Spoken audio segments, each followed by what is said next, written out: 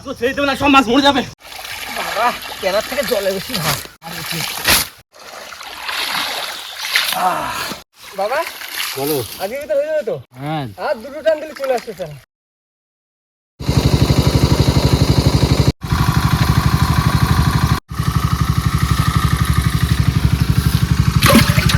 এটা ভিটকে আছে।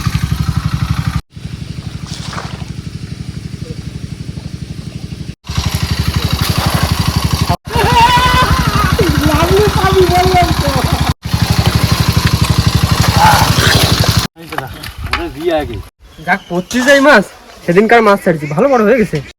দেখো মাগুর, দেখো পুরো পাকা মাগুর, হলুদ হয়ে গেছে মাছ পুরো।